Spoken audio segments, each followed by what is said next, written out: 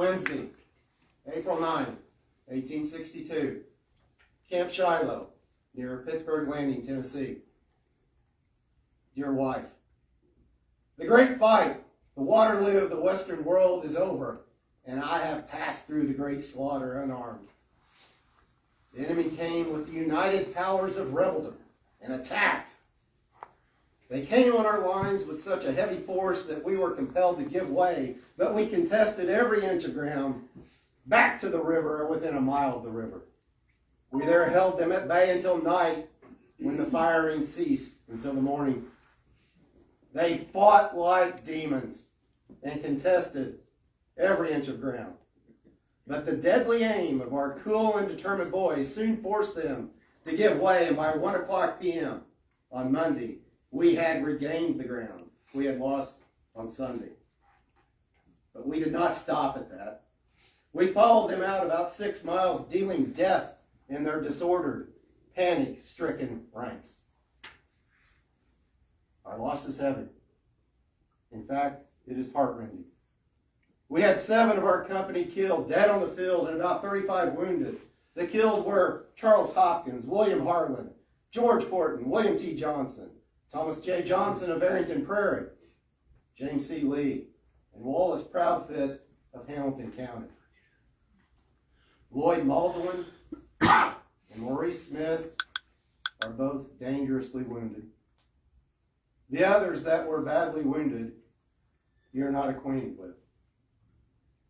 All that were killed of our company were killed right on the same ground and within 20 feet of each other. That's worth repeating. All that were killed of our company were killed right on the same ground and within 20 feet of each other. I was in the fight from the time it commenced until it was over. It did not get scratched, although I had my sword belt almost cut in two with a ball. Since the fight is over, I reflect over the engagement and ride over the field and see the effects of the balls and the timbers. I can hardly see how I or any of the rest escaped being killed or wounded. So wrote Lieutenant Jonah Moreland of the 40th Illinois Infantry Regiment to his wife back in Wayne County following the Battle of Shiloh, April 6, April 7, 1862. Thank you, Donna Savage. Thank you, Judith Puckett. Where'd Judith go? Thank you, Judith Puckett, for helping me find that letter in our archives a few years ago. Wow. Why Shiloh? And what does the Battle of Shiloh have to do with Wayne County history? I've studied this. There is no battle. There is no battle in that murderous war where the boys from Wayne County suffered more than at Shiloh, Tennessee. No other battle comes close, folks. It's not close. Why Shiloh? Shiloh was the best chance for the rebels to win the war in the Western theater of that war. Why Shiloh? Had the Confederates won at Shiloh, it is very likely that the 2 top Union commanders that eventually led the Union armies to victory in that war went on to crush the rebellion. I speak of U.S. Grant, William Tecumseh Sherman. If Shiloh is lost, it's very likely those 2 generals are cashiered or sent out west to fight Indians. Back then, think about it today as a Major League Baseball player. If a Major League Baseball player is not doing well, he gets sent down to the minors. He goes to play AAA ball or AA ball. Back then, it was common if you were a Civil War general, you weren't just removed from command. You were sent out west to fight the Indians. Grant had been removed from command of the Union Army just prior to the Battle of Shiloh. And it's likely, again, if the rebels had prevailed, those 2 folks are not in command of the Union Army by the end of the war. And the Lincoln administration would have vowed to political pressure to have them removed.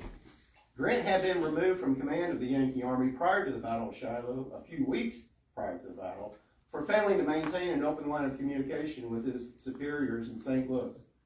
This was either due to insubordination on the part of General Grant, as was believed by his superiors at the time, or it was due, according to General Grant in his memoirs, to a treasonous rebel, a secessionist as they were called back then, in the telegraph office in Cairo, Illinois, who was not forwarding his dispatches to St. Louis by the way Grant wanted it to. But regardless, there was a lack of communication when Grant's in Tennessee with his superiors. Grant accused this rebel spy in the telegraph office in Cairo of stealing his dispatches and not passing along on up the chain of command.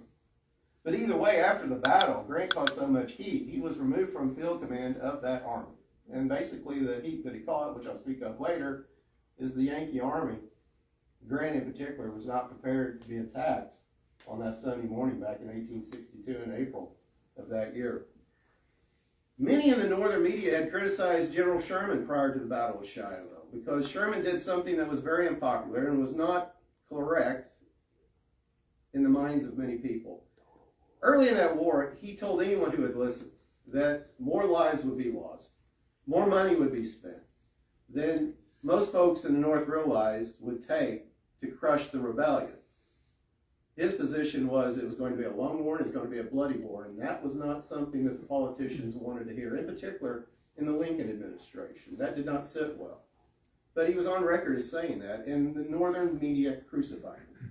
One columnist made the remark that he was insane and was not fit for command. His view was not a popular view, but guess what? The view of General Sherman was the correct view. The fact of the matter is that the high command of the Union Army, though, at the Battle of Shiloh on that Sunday morning in 1862 was caught by complete surprise when the rebels attacked. And there was no part of that Union high command that was more surprised than General Sherman. He almost paid for it with his life. In the initial rebel assault, he was wounded, and it could have very easily resulted in his death.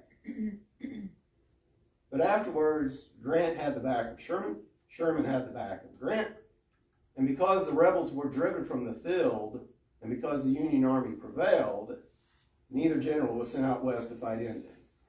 The Lincoln administration stuck with both generals. President Lincoln was on record as saying, "I can't spare Grant. The man fights." And the victory at Shiloh was due in no small part to what? to what troops from southern Illinois and troops from Wayne County did on the field of battle. Why Shiloh?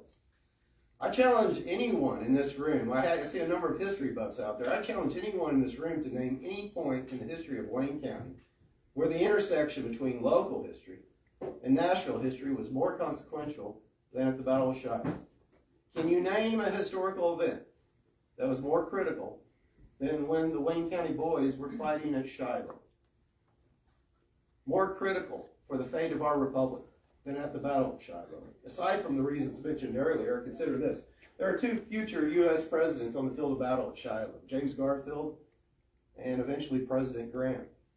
There is a former vice president of the United States on the field of battle. His name is John C. Breckinridge, and he's fighting for the rebels. Had a command of a corps there. And he fought very close to where the Wayne County troops were engaged. John Wesley Powell, you ever heard of that name? Famous explorer, explored the Colorado River. He lost his right arm at Shiloh to a rebel mini-ball. Makes you wonder, can you imagine trying to get that wooden boat down the Colorado River with one arm? How do you do that? Now I'm going to make a remark that's not very politically correct, but I'll say it. If he's just got one arm paddling, isn't that boat going in a big circle all the way? Anyway, he lost an arm defending his own artillery battle, the Battle of Shiloh. Again, not far from where the Wayne County troops fought. There are other luminaries at Shiloh. Ambrose Bierce, famous writer, journalist. He wrote a first-hand account of his combat at Shiloh. He took the path from the steamboat landing at Pittsburgh Landing, the same path that the Wayne County boys walked towards the campground at Shiloh. And he wrote a first-hand account of arriving at the battle in the dead of night, walking this path without the benefit of moonlight, it was cloudy at the time, stumbling into dead bodies as he's trying to make his way to where his regiment was stationed. Henry Morton Stanley was at Shiloh. Now, who the heck is Henry Morton Stanley? Now, I see some folks out here my age. Do you remember when we were kids, there was this cartoon character that you would see in the Looney Tunes and the like who would occasionally walk around and say, Dr. Livingston, I presume? Who remembers that cartoon? Okay, that is Henry Morton Stanley. He was at Shiloh. Famed explorer, famed journalist. He fought for the rebels. He was in an Arkansas regiment, not far from where the Wayne County guys fought. Albert Sidney Johnston was at Shiloh. Who is that? The brother general. That's right. Albert Sidney Johnston was the highest ranking American officer killed in action in any war. The only problem is he's mostly forgotten by history because he was not fighting for the United States of America when he was killed. He was fighting for another outfit known as the Confederate States of America. But he is the highest ranked officer to die in action. Why Shiloh? We often hear of the Civil War as being brother versus brother. And there was something to that, but I think that whole thing has been overblown. I see that war as more cousin versus cousin. Cousin versus cousin as opposed to brother versus brother. Now, undoubtedly at Shiloh, there were cousins shooting at cousins. But did you know there was a whole unit in the Confederate Army here from here in southern Illinois? It was Company G, 15th Tennessee. It was basically 35 to 50 men from Jackson County, Williamson County, who marched south and enlisted in a Tennessee regiment. They fought at Shiloh, and they were badly bloodied at Shiloh. When I say Williamson, Jackson County, think Marion, Illinois, think Carbondale, Illinois. They walked to Union City, Tennessee, enlisted in the rebel army. And by 1863, the Southern Illinois Company was mostly wiped out. They were badly bloodied at the Battle of Shiloh. One of their commanders of that company from Southern Illinois fought bravely, but was incredibly intoxicated the whole battle. He sought liquid courage. His men were slaughtered.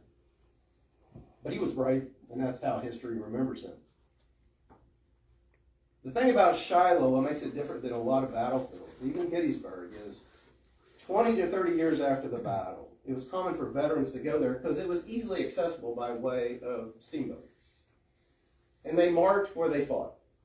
They placed markers, sometimes metal markers, sometimes granite markers, monuments everywhere. There are more monuments at the battlefield of Shiloh, way more than at Gettysburg, way more than any other park per acre that I can name. Judith Puckett has written about one group of Wayne County veterans who made that trip. They went by steamboat. If anybody wants a copy of the article, I'll be glad to send it to you. Oh, there you are, Judith. I lost you. She wrote about this years ago. It was common for veterans to go back to the battle and recall what they did during that battle. It was a big thing for them.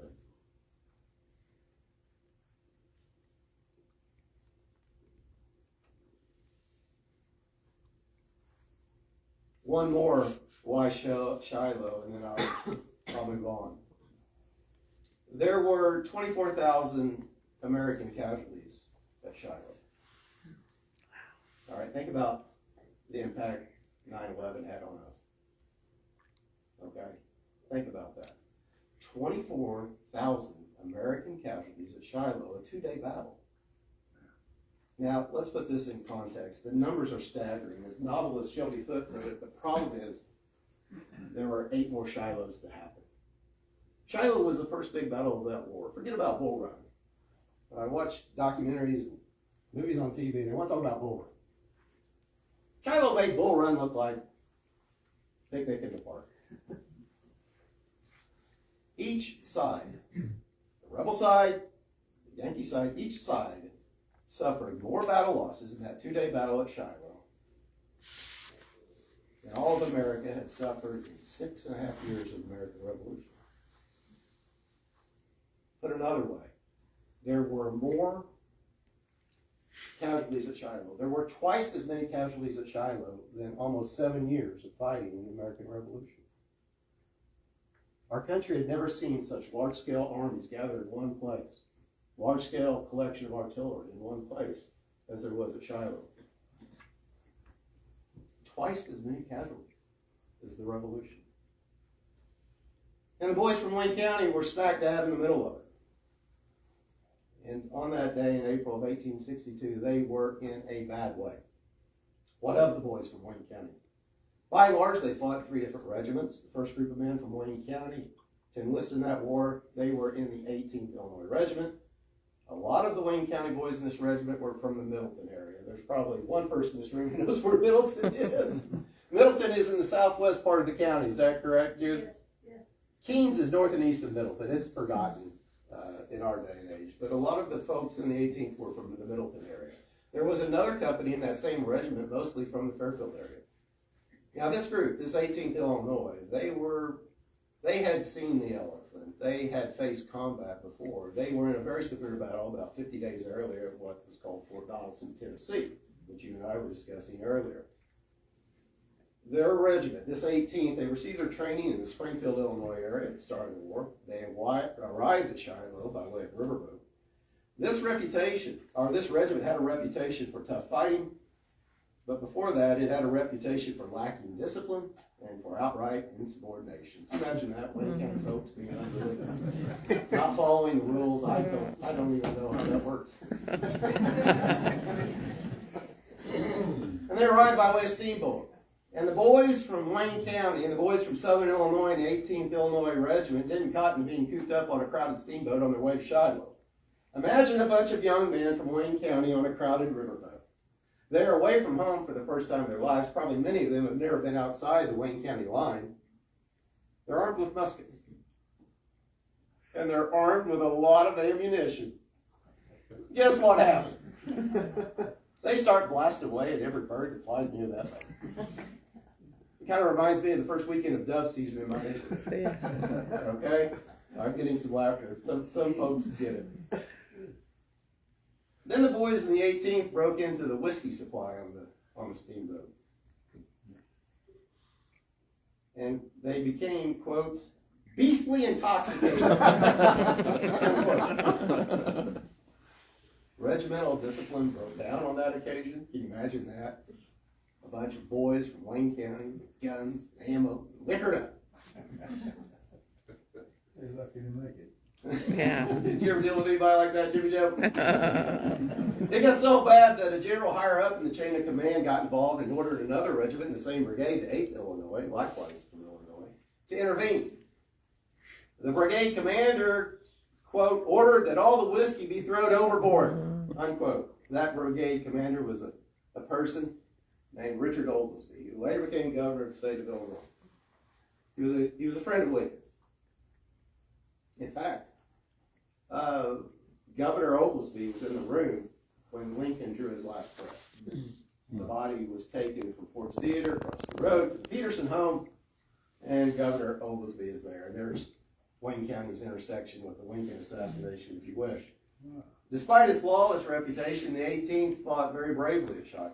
Next regiment Wayne County troops were involved with was the 40th Illinois. The 40th, likewise, is a regiment from Southern Illinois. Franklin County, Hamilton County, Wayne, White, Wabash, Marion, Clay, and Fayette. Company D within that unit is very much a Fairfield outfit. Company E within that unit is very much a North Wayne County outfit. Back then and today, for that purpose, think of North Wayne County, Company E being from Johnsonville, Enterprise, Blue Point, Mount Airy, that sort of thing. For reasons that I'm not sure how exactly happened, but Mount Airy in Wayne County was hit hard at Shiloh. By my count, I count at least 10 dead from Mount Airy. And when I look at the census reports, I don't know that Mount Airy had a lot more people back then than now, maybe a few more. But can you imagine? We know what Mount Airy looks like, and we can imagine what it looked like in 1860. Can you imagine losing 10 young people at once in your community? Company G of the 40th Illinois, they're from Hamilton County, they're from Wayne County. That company commander is a man named Captain Samuel Hooper, also from Fairfield. In a book about the 40th Illinois, written even before the war was over, the story of Captain Hooper was told. He was born in Kentucky, like so many of our ancestors here in Wayne County. They came from the South, they came from Tennessee, they came from Kentucky. He served as a sergeant in the Mexican War. He was by profession a farmer, and he was the owner and operator of a hotel here in Fairfield. And I quote from the book, quote, he was in command of his company in the Battle of Shiloh and led it into that direful charge on Sunday morning when a ball entered his forehead, killing him instantly. Now here are the names of some of the killed in action from the 40th. And most of these names I'm going to tell you are from Wayne County, but these names resonate with me. And if you've lived here your whole life like I have, you're going to recognize some of these names. Hooper, the captain I just mentioned. Adam Files. I'll give the last names to move it along. Newby, Willett, Gray, Watkins, Ellsworth, Farmer, Thomason, Merritt, Bora, Pilcher, Robinson, Tibbs, Reed, Lear, Stanley, Mills, Porterfield, Baker, Riggs, Galbraith, Riggs, Stanley. Two Riggs boys were from Mount Airy, by the way. And another Owen, lost in action. He was from Mount Airy as well. Now, this is not an inclusive list of these names I just gave you, far from it. But when you read these names, it hits home, doesn't it? Literally, figuratively. 70% of the men who fought in that war were 23 or younger. It was a young man's war. The median age was 18. Now, those of you who can remember your days in middle school, median, I had to look it up the other day, I forgot what median was. Median is the middle number. The median age, rebel, Yankee, 18. 18. It was a young man's war. So many of those who fought were not married. They left home. They didn't like the farm. They were bored by the farm. Been there, done that. And it's our duty, though, to remember this. They're married. They have no kids, for the most part. They have no ancestors now. I'm sorry, descendants now. And we do well to remember that. If you go to Shiloh Battlefield now, you walk the field, there are granite remembrances everywhere for these young men who fought and died, who have no descendants. But grieving parents back home in Wayne County. And it's our duty to remember. And I'm not going to spend a lot of time telling you which regiment marched here, which regiment crossed the creek here, which regiment stopped to get a bologna sandwich. I'm not going to do that. But the numbers tell a story, and I am going to spend some time with the numbers. And you could, well, I would use the phrase that General Grant used. The arithmetic of war. The arithmetic of war, it tells a story. And here are the official numbers from the United States War Department. First, as to the 18th Illinois. Casualty rate, 22%. That sounds bad, doesn't it? I'll put it in context in just a moment. The 40th Illinois, where so many Wayne County boys were a part of the 40th. 36% casualty. 2 days of battle. 36% casualty. The 48th Illinois.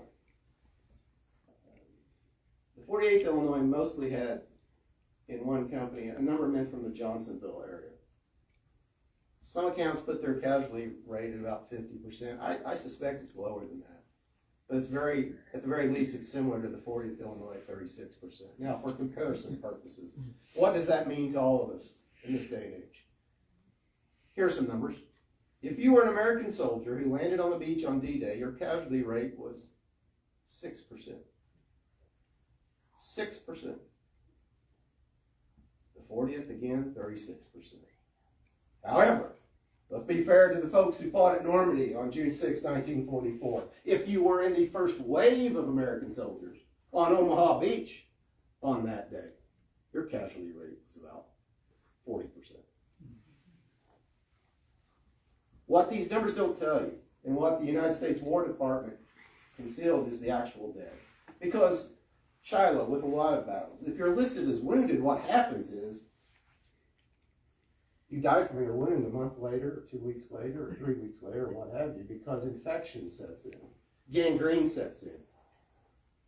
And they start amputating in what was described at the time as the practice of medicine. And the numbers from the War Department don't reflect those folks who died a month later or 2 months later. And so many of these folks, the other thing is, so many of these folks, these soldiers who were wounded, they went home. They were out for the rest of the war. They were disabled. Lieutenant Moreland, the man whose letter I read at the start to his wife, he estimated the casualty in his company at Shiloh around 40%. 7 dead, 35 wounded. Now think about that for a moment. This doesn't include the other folks from Fairfield who fought in the 18th, who fought in the 48. Now think about this. Wikipedia tells me that the population in Fairfield in 1860 was 508 souls. I'd estimate that the casualties as to the folks in the Fairfield area at around 20 to 30 KIA, and around 100 wounded. I can't tell you exact number because they weren't broken down by places of geography. That's just my own informal looking at the casualty list. But I think I'm close. 500 folks in Fairfield in 1860. Judith Puckett told us a few years ago in one of her presentations that back then in 1860, if you got to about where Huck's is now, there were very few homes west of Huck's. Very few homes west of First Street. 508 souls. And all those casualties, they're all from Fairfield.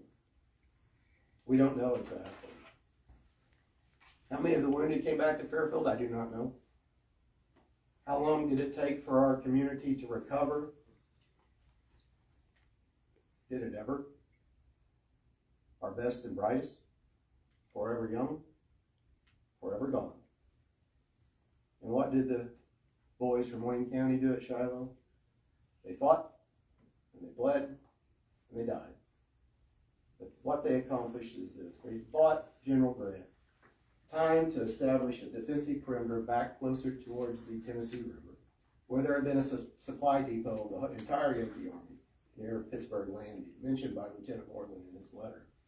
The goal of the rebel attack on that Sunday morning was to attack with most of their forces on the rebel right, attacking the Yankee left. The goal was to drive the Yankee Army away from the Tennessee River, away from its supply depot, and to push the Yankee Army into the swamps and the creeks on the northern part of the battlefield. General Grant, General Sherman, they were both caught by surprise by the rebel attack on that Sunday morning. Forget about what General Grant wrote in his memoirs. I'm not saying the man's a liar, but I'm saying that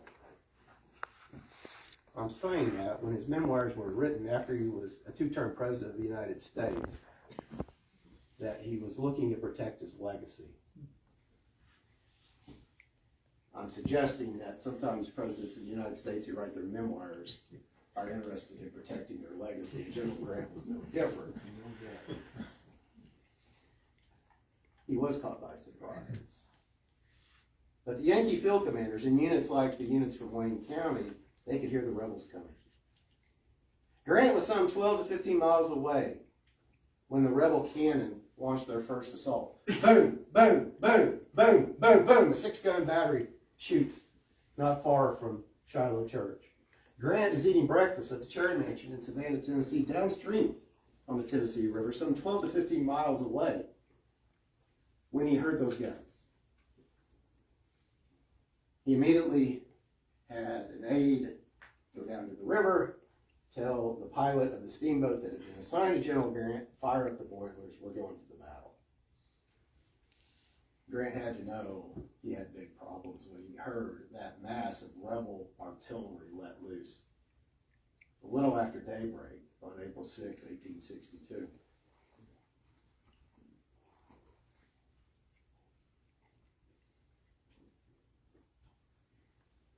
There were media reports later, in the Chicago newspapers in particular, and some of the other newspapers, places like Cincinnati and Columbus, Ohio, reports that the Yankees had been bayoneted in their tent by the treasonous rebels who caught them by surprise. That's not true.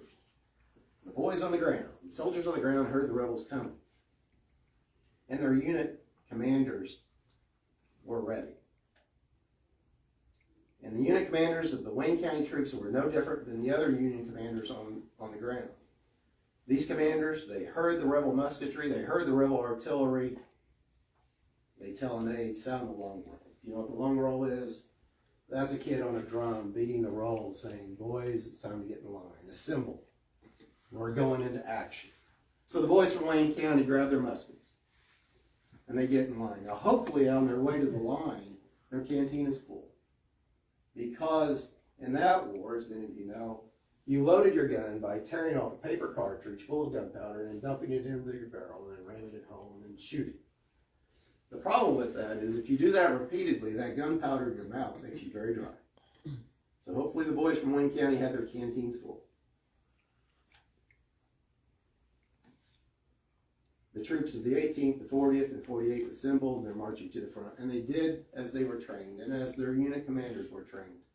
They did what they were trained to do, based on tactics left unchanged since the time of Napoleon, earlier in the century. They marched to the sounds of the guns.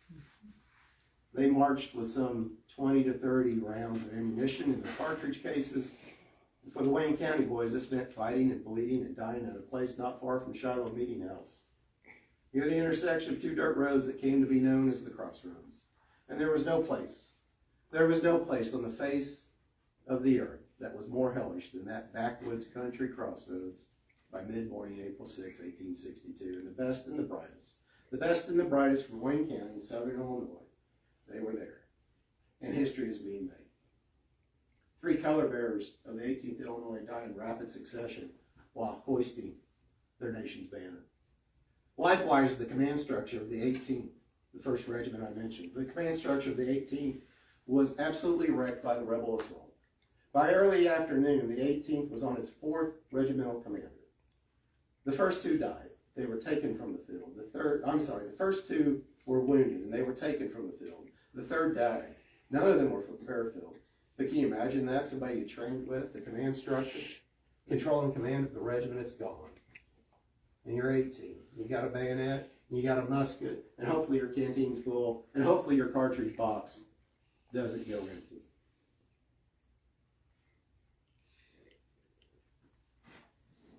It had to be a horrible thing, especially if you'd never faced battle before. This was a war where the officers were on the front line. The majors, the captains, and the colonels.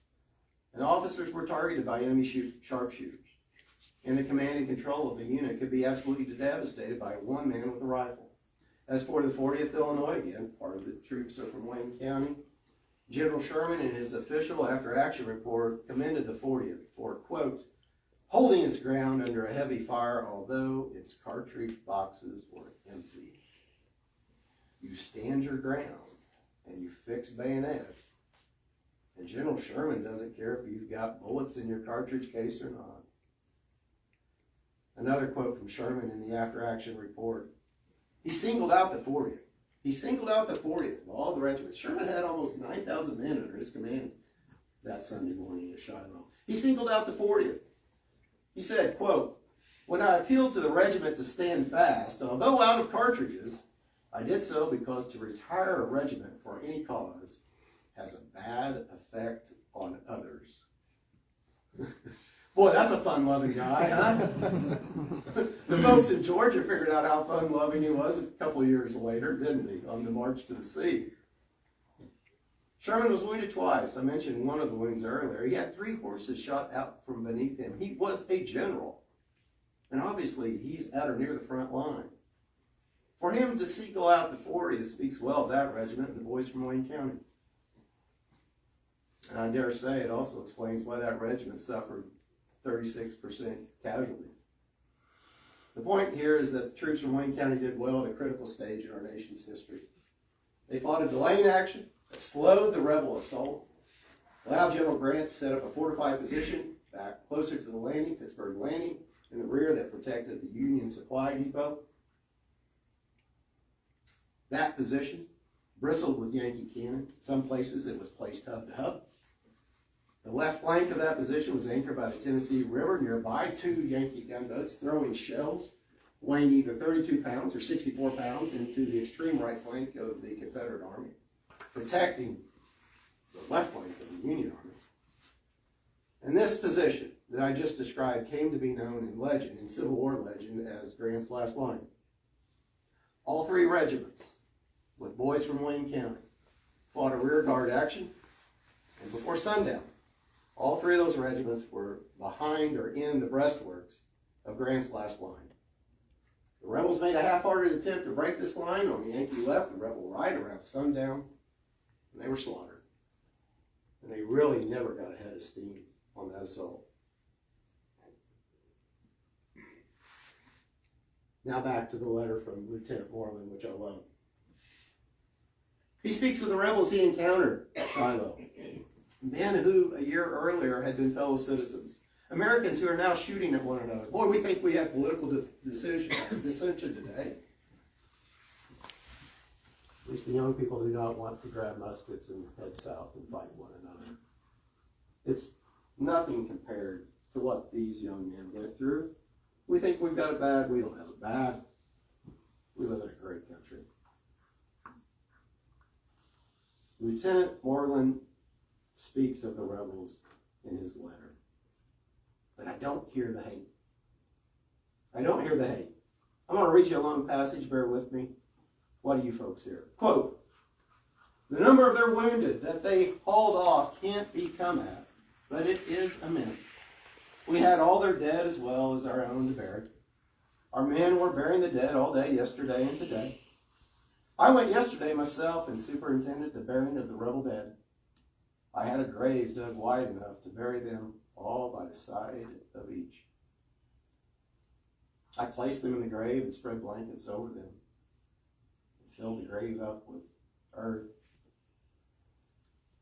It looked hard, but it was the best we could do.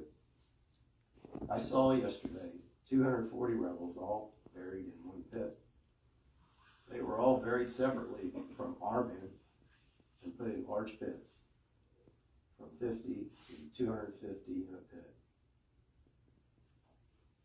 A few years ago, when I read this passage for the first time in this very building, I had shivers down my spine.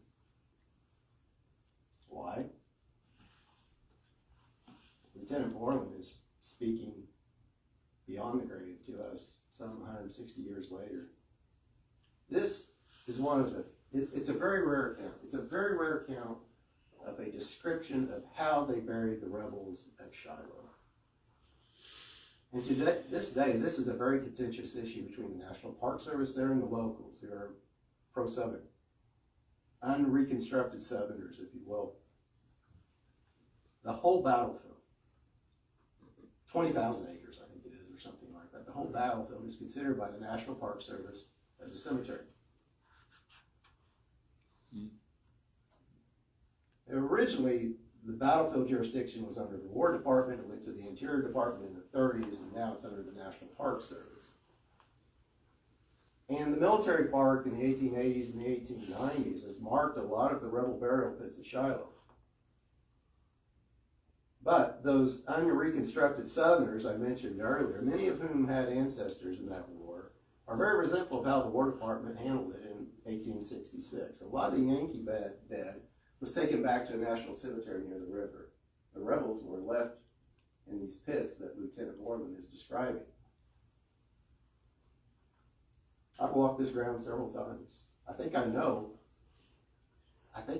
where Lieutenant Moreland is describing where this rebel burial pit is located that he superintended.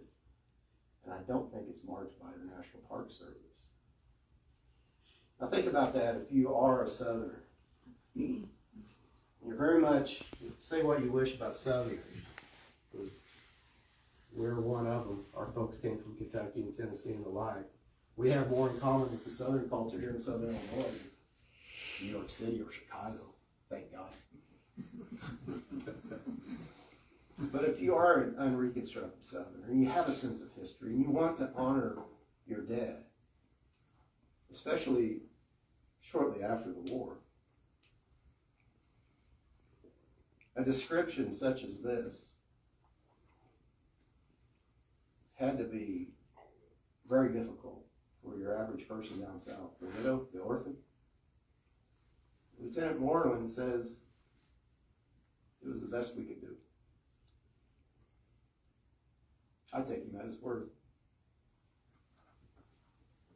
And if you aren't moved by that, I don't think you have a heart. The other reason this description matters is, here's somebody from my hometown who's describing 2 days after the battle.